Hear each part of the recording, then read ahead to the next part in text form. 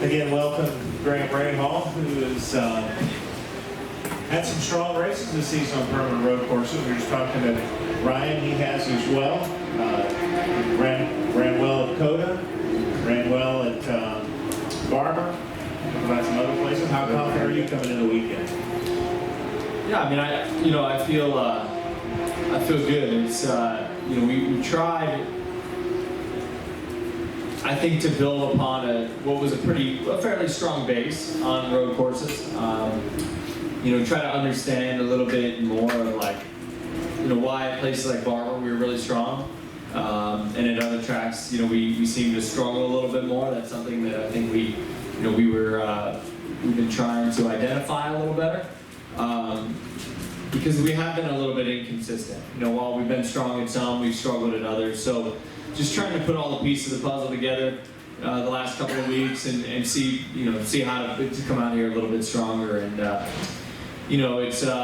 thought, as you guys could all see, we went out first today. It just seemed like everybody was content to sit till God knows when. And we had some changes that we wanted to get to, so we decided to go.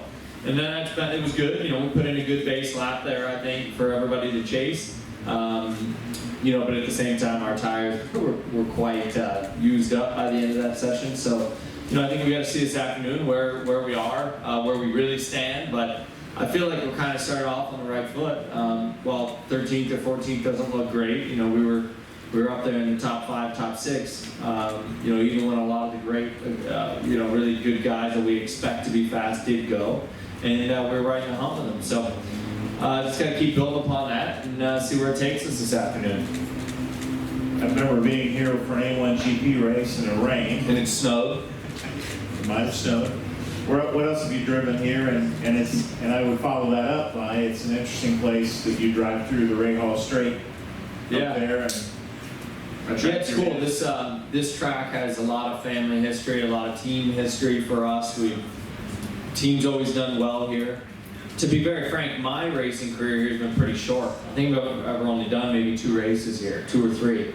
So, this isn't a track that I have that much experience driving on. Now, I do have experience, or I guess, I've spent a lot of time here, with my dad, with the team, and over the years, but I really haven't actually driven here that much. It's a great track. It's challenging.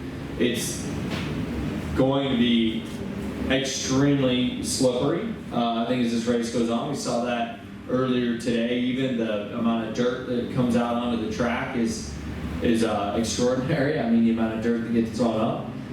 But it's a great facility. I'm really excited that IndyCar racing, is back in this area of the world, and back racing here at Laguna. I know Dad is. I know everybody's excited to be here and get going this weekend. It feels good for sure. Where else does your dad have a corner or a portion of the track named? Any place else? I'm not. I don't think so. I don't think so. But if you win here, 4 or 5 years in a row, our teams. And that's on 2 different tracks, right? That was when turn 1 was just a fast left that then went up to now what is turn 6, which then went up to the corkscrew. So, over 2 different variations of this place and still, kicked everybody's butts. It's pretty cool. But I know Dad has a lot of pride when it comes to this one in particular. This was always a vital race in the championship, both from a winning perspective, and I think in '91 it really came down to this, and he and Michael in the duel, when he came out on the short end that year. But this was always a great place for our team, as I said, both in IMSA, IndyCar racing, one year with Max, and obviously with Brian, and always had good success. So we're definitely thrilled that this is back on the calendar. We're hoping, had a good IMSA race last weekend for the team. And hoping that some of that can carry over for us. Have a little luck here on this last race and perform well. Question, Nate, Ryan, on your right. Graham, last night Scott Dixon was describing this as an epic track. in that it's got a lot of classic road course elements, and it's different maybe from other road street courses you guys run where it's almost like just in a parking lot. Like this has a lot of, the elevation changes, the technicality, and you said, well, like if you make mistakes here, you kind of get penalized, you get punished, but there's also risk reward and kind of let go at. Your feelings on that? Is this place just kind of different for a lot of reasons that way? Well, it has in a lot of areas speed like a Road America, but a runoff like Long Beach. You know what I mean? Like 6. It's 6 is so fast. But if you go off, you're done. I mean, you're going to hit something hard. Like there is no runoff. Whereas, turn 1 of Road America, yeah, likely is going to hit something, but you're going to travel for quite a while before you actually get there. This is a very unique place in that respect. I mean, there really is not much space. With the sandy, gravelly stuff that's on the side, it's very slippery too. It's just very easy to make a mistake. But yeah, you have, the biggest of elevation drops here. Of anywhere you're ever going to go or ever going to drive or see. And everybody always asks, what's it like to go through the corkscrew? What does it look like? And it's like, well, it looks like nothing. I mean, you can't really see. I mean, you just, you wait for the thing to land, and then that's what you get. But, it's a tremendous track. I mean, we talk about your Road Americas, your Mid-Ohios. Here, they just don't build them like this. Coda's spectacular, but Coda's spectacular in the size and scope. It's not spectacular because it looks like this. These are the old-fashioned style racetracks that we just don't see anymore, and that's why I think a lot of people are excited to be back. Bruce? Graham, in that great run that your dad's team had in the late 90s and early 2000s, he won by having absolutely the best car and driver on the track for that day. And he also won by having a guy start 25th and not pass a car all day. Does it kind of show that there is more than a few ways that you can win here?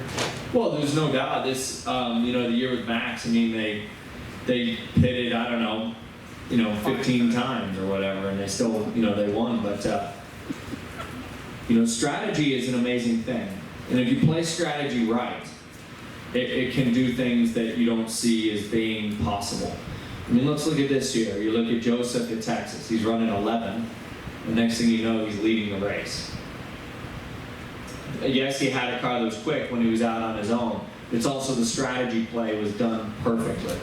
And that's part of racing. And that's what makes this world go around. And, I think when you look back, in those days with our team, it's Scotty Remke. I think just before that was TC. I don't know if TC was still there at that time, but, you had great strategist guys that thought outside of the box. And it worked out. You look at that day, we finished first and second, it was Pappas and Memo, Gidley, right? And Memo's, they started on the last row together.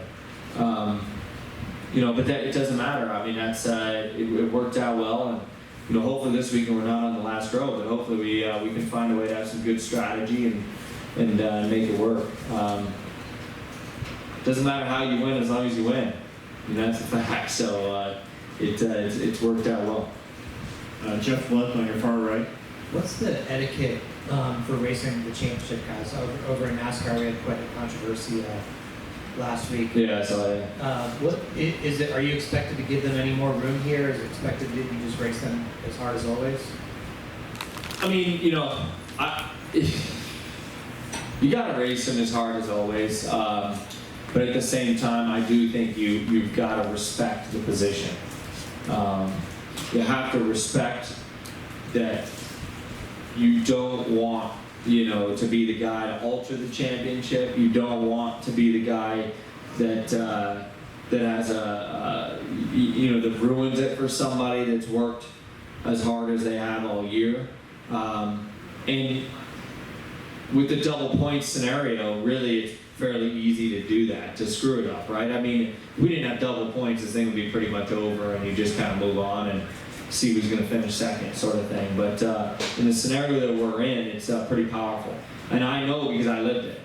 In 2015, when I came in here, not here, but Sonoma, with second in points, got punted by Bourdais actually in the race. We were running like fifth. They said we weren't going to win the championship.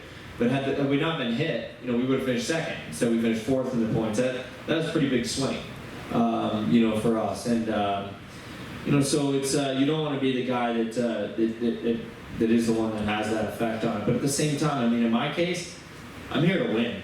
I mean, I have no other interest but to win this weekend. If I finish 7th again this year, it's not going to do me any good. I mean, if I look at the amount of top 10s I've had this year, I've had as many as I had my entire career ever in a year. But I finished 7th, 8th, 9th, I can't even tell you how many times, and I'm not really that interested in doing it again. So, you know, we're here to win. Takuma's here to win. I think everybody else on the grid is. And they have to respect that too. They've got to know that we're not going to just all just lay over for them. It isn't going to happen. Didn't happen for me in 2015. It isn't going to happen for them this year. Jenna? This is totally unracing related. I saw you posted something the other day about, is it the crop, I forget what you call it, the laser thing? Yeah. You said before you're the biggest guy in the series.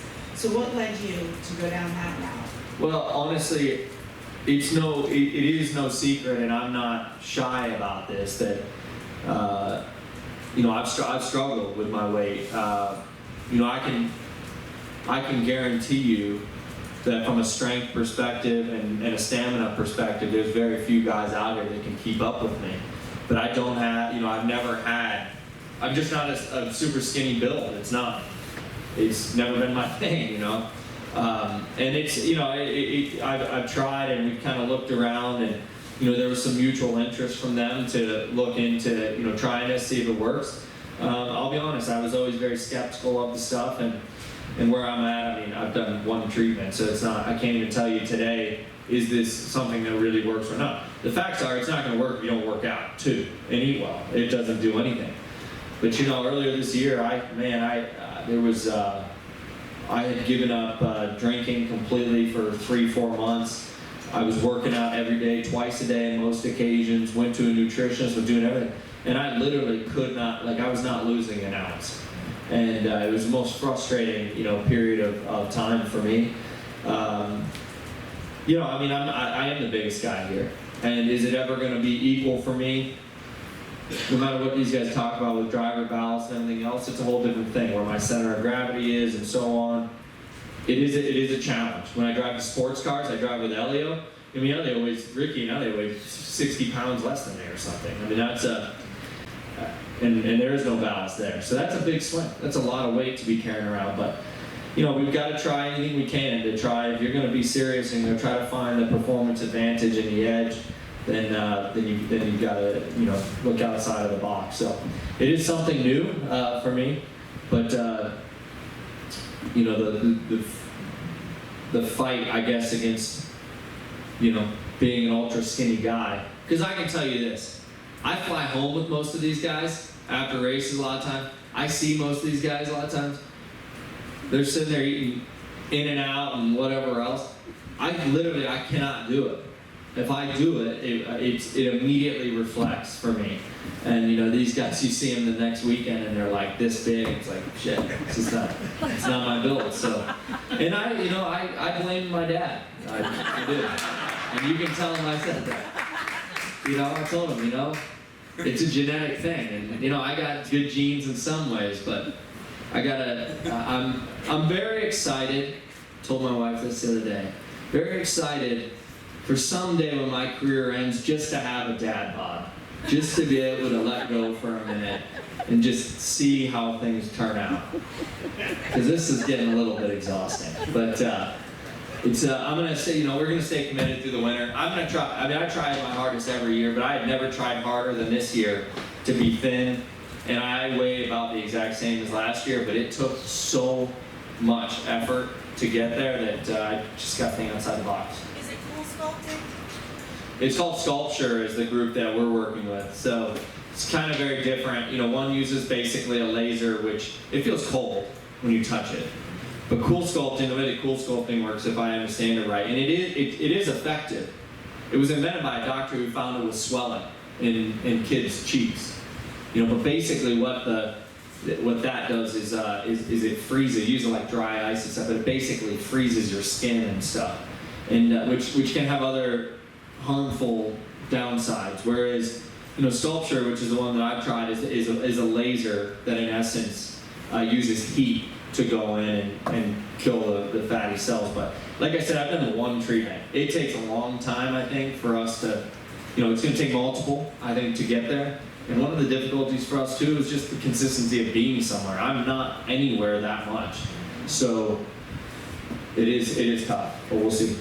You said this is the hardest year you've ever worked. Did it get kicked off when you couldn't fit in the Penske car at Rolex? No, so that wasn't a weight thing. That was just pure size. At the end of Petit Le Mans last year, I got out and we had a good run. I did a quadruple stint, which was like 3 hours. But the issue was, every time I turned the wheel any direction, my hands would hit my knees. And while my pace in the race was very good there, and I had no problems being competitive, I was not comfortable. It's just that easy. Every time, if the car snapped loose, I could not catch it. It was not physically possible for me because I couldn't move my hands. So I decided that it was in my best interest, not mine, it was in the team's best interest to move on from me. I knew that would have a downside to me, which was that Alex would step in. I knew it was going to be Alex. And that relationship, my relationship with Honda is very important to me, and I knew that would strengthen his and perhaps hurt mine a little. But I thought it was best for them. And that's what I told Art St. Cyr last year or whatever. But this year, I started to think about it more and more and more, and it was like, if the opportunity comes, I'm gonna get back in there. And I've known about the Bathurst V8 thing since Long Beach, because they called me too to run with Rick Kelly again. And Alex mentioned this might be a possibility. So I kind of waited and waited and waited. And when I heard about it, I called TC and I said, look, if there's something we can do, and you guys are willing to have me back, let's talk. And let me go down to the shop and see if we can do something. Well, it turned out in the time from Petit last year to the beginning of this year that they moved the steering wheel up, the steering column. When I got back in the car, the shop, this is like 3 weeks ago, I could actually turn the steering wheel, which I was shocked about. I mean, my head touching the roof, whatever, I'm used to that. It's just physically being able to